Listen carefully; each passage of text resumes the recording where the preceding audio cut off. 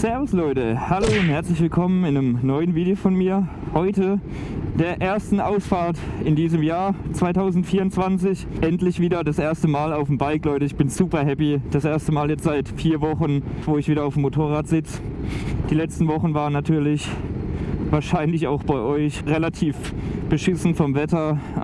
Wir haben viel Schnee gehabt und unter anderem auch viel Glatteis und da hatte ich keinen Bock aufs Motorrad zu sitzen. Aber ich habe mir gedacht, heute schöner Tag, geiles Wetter. Also es sieht auf jeden Fall wärmer aus, als es ist. Es ist circa so kalt, Alter. Es hat 5 Grad draußen. Das ist nicht wirklich angenehm. Aber ja, deswegen habe ich mir gedacht, passend zum Thema, zur Saison und zur Jahreszeit, gebe ich euch einfach mal so ein paar Tipps mit. Und wir sprechen mal über das Thema Kleidung oder ja, generell einfach das Thema im Winter fahren, wie ich mich da persönlich darauf vorbereite, wenn ich fahren gehe im Winter oder bei kalten Temperaturen. Und da würde ich sagen, fangen wir einfach mal mit dem an, was wir machen, bevor wir überhaupt aufs Bike steigen, nämlich dem Anziehen. Da fangen wir einfach mal beim untersten Layer an. Ja, da habe ich in der Regel ein Langarm-Shirt aus Merino-Wolle an. Kann ich sehr empfehlen. Merino-Wolle hat hier den Vorteil, dass es sehr viel bessere Wärmeisolierungseigenschaften aufweist als normale Wolle. Werde euch da auch meine Klamotten und was ich alles so finden kann, einfach mal auch unten verlinken. Könnt ihr euch selber mal anschauen. Auf jeden Fall kann man das Ganze natürlich auch durch herkömmliche Motorradunterwäsche bzw. Skiunterwäsche ersetzen. Funktioniert natürlich auch. Dann habe ich als zweiten Layer obenrum eine Softshelljacke an. Softshell darum, weil es eben den Wind sehr, sehr gut abhält, beziehungsweise so gut wie gar keinen Wind durchlässt. Und das ist auf jeden Fall für mich immer ein größerer Vorteil als irgendwie jetzt ein fetter Pullover oder sowas. Man denkt immer, ne? Also so auch hier natürlich nach dem Zwiebelprinzip vorgehen. Mehrere Einzelschichten besser als eine fette Schicht. Und deswegen, ja, die Softshell-Jacke ist jetzt nicht allzu dick, aber sie ist innen schön gefüttert mit dünnem Vlies und hält dadurch ganz gut warm. Wie gesagt, der Wind fällt dadurch weg. Und oben drüber halt einfach Textiljacke, ganz normale Kombi, Textilkombi an dieser Stelle hier auf jeden Fall von Vorteil. Ihr könnt natürlich auch mit Leder fahren, empfehle ich aber persönlich nicht. Ja, macht an dieser Stelle auch recht wenig Sinn, weil Leder einfach meistens so eng geschnitten ist, dass du kaum was unten drunter anziehen kannst. Deswegen Textilkombi und die meisten Textiljacken bzw. Hosen haben ja auch nochmal einen Wintereinsatz, den auf jeden Fall reinmachen. Und dann sind wir obenrum eigentlich schon relativ gut abgedeckt.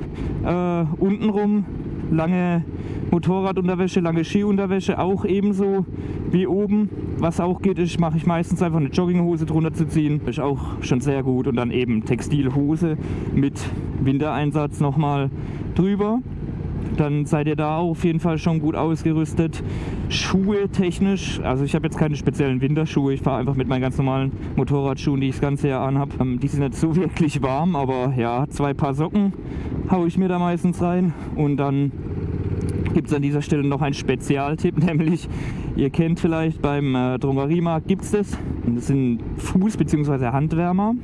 Zeige ich jetzt auch mal kurz. Die werden dann einfach unten auf eure Sohle, könnt ihr die euch einfach draufkleben und dann halten die für ein paar Stunden warm.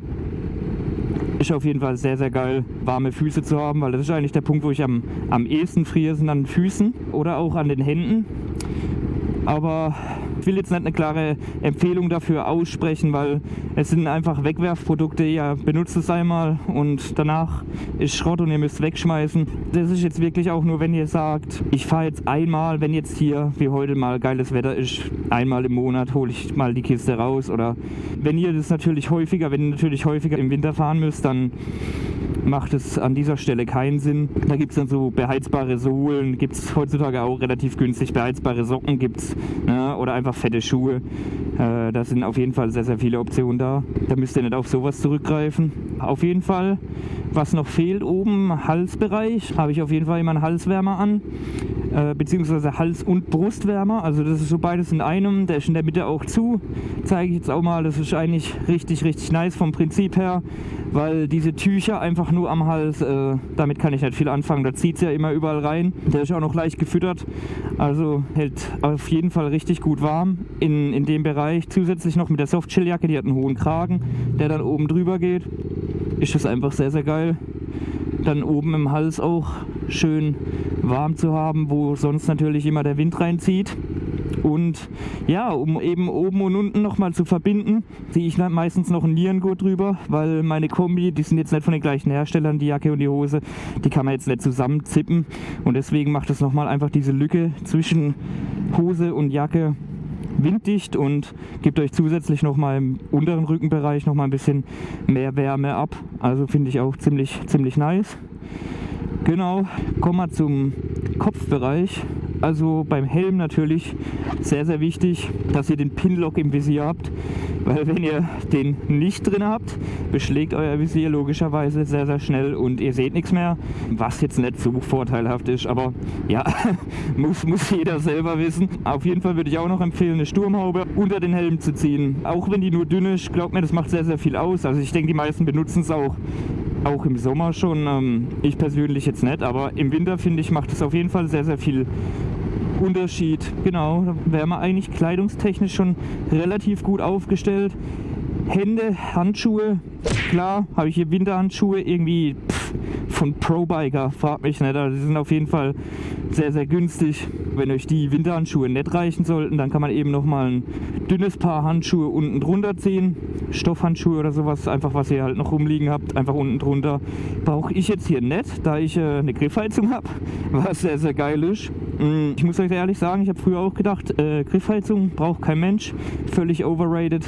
Ich ziehe mir einfach dicke Handschuhe an oder sonst irgendwas, das passt schon. Aber ich muss euch sagen, ich habe das Ding auch teilweise im Sommer, selbst benutze ich das. Je nachdem, wo ihr unterwegs seid, wenn ihr mal auf eine längere Tour geht, man nicht weiß, wo man rauskommt, kann es mal auch kälter werden oder eben wenn ihr einen Pass hochfahrt, also klar, unten schön alles am See, 20-30 Grad, geil, aber dann fahrt ihr mal einen Pass hoch auf 3000 Meter und dann kann es da sein, dass da oben noch Schnee liegt, ne? Und dann kommt ihr mit Sommerhandschuhen, mit so riesen Lufteinlässen und das ist dann gar nicht so angenehm an der Hand.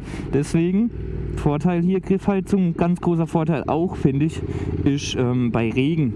Ihr kennt sicherlich, wenn eure Hände nass sind beim Fahren, dann kühlen die zusätzlich nochmal durch den Wind nochmal schneller aus und also bei Regen habe ich die dann auch meistens an und wenn der Regen aufhört, trocknen die Handschuhe tatsächlich auch nochmal einen Ticken schneller, wenn ich hier Griffheizung 100% habe. Was noch für die Hände hilft, sind auf jeden Fall diese Handguards. Da steige ich jetzt einfach mal kurz dazu ab, dass wir uns das genauer anschauen können. Und ansonsten gibt es kleidungstechnisch eigentlich nicht mehr viel zu sagen. Jo, also wie ihr sehen könnt, haben wir hier Handguards dran. Kann ich unten auch mal verlinken. Macht auf jeden Fall, finde ich, riesig was aus an der Hand. Wenn du keinen Wind hast, sind deine Hände sehr viel wärmer. Zusätzlich dann noch mit Griffheizung ist natürlich optimal. Aber auch ohne, finde ich, macht es auf jeden Fall richtig Unterschied zu Wind gegen Hand. Beziehungsweise gegen Handschuhe, da habt ihr sehr viel schneller kalte Hände, als wenn ihr sowas dran habt. Und zusätzlich ist ja auch nochmal irgendwie ein Schutz, falls ihr seitlich mal irgendwo hängen bleiben solltet oder so, zerquetscht ihr euch nicht gleich die Hand. Ich finde die Dinger schon recht praktisch. Natürlich sieht es auch nicht an jedem Motorradmodell gut aus, also an die Street Triple würde ich es mir wahrscheinlich nicht dran machen. Aber ja, an dem Modell passt es, finde ich, sehr gut. Als nächstes haben wir hier sehr offensichtlich diese Riesenscheibe von Puig. Macht, finde ich, eigentlich den größten Unterschied zum komfortablen Fahren, sage ich jetzt mal im Winter, weil eben kein Wind mehr im Brustbereich, Kopfbereich ist.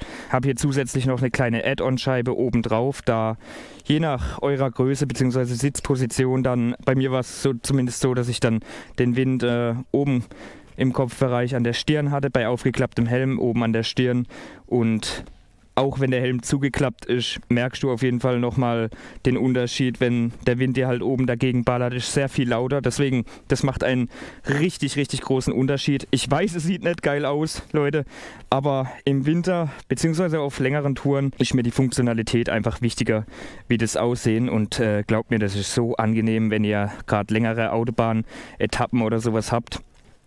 Und ihr habt keinen Wind am Kopf, es ist so viel ruhiger, so viel stressfreier und auch für den Nacken finde ich viel entspannender, weil eben nicht der Wind die ganze Zeit gegen deinen Kopf ballert. Genau, das war es jetzt eigentlich schon im Großen und Ganzen.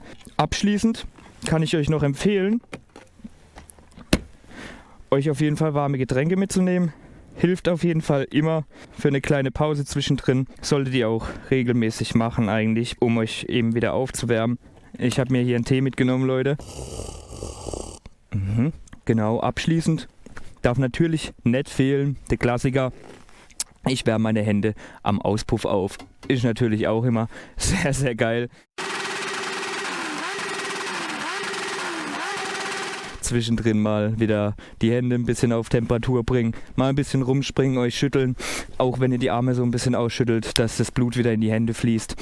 Ansonsten bleibt zu sagen, im Winter natürlich extra nochmal mehr aufpassen. Bei kalten Temperaturen wärmen sich die Reifen relativ schlecht auf, beziehungsweise halt nicht so schnell. Und zusätzlich, wenn gestreutes Salz oder Rollsplit oder sowas, kann es natürlich auch nochmal rutschig werden. Da besonders auch in Wassernähe aufpassen, Leute.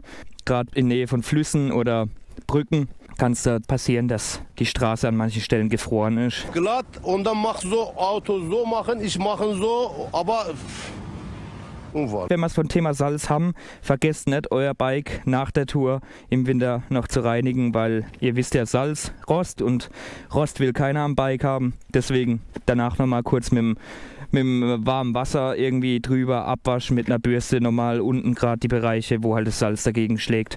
Jetzt würde mich noch interessieren, was sind so eure Tipps? Fahrt ihr im Winter überhaupt oder sagt ihr so, nee, Alter, alles unter 10, 15 Grad, kann ich mich vergessen, bin ich raus? Wenn ihr fahrt, habt ihr nochmal irgendwelche Ergänzungen, teilt es auf jeden Fall gerne in den Kommentaren, Leute. Ich trinke jetzt noch meinen Tee und genieße ein bisschen das Wetter, fahre noch eine Runde. Also macht's wie immer gut, haut rein, ride safe und tschüss.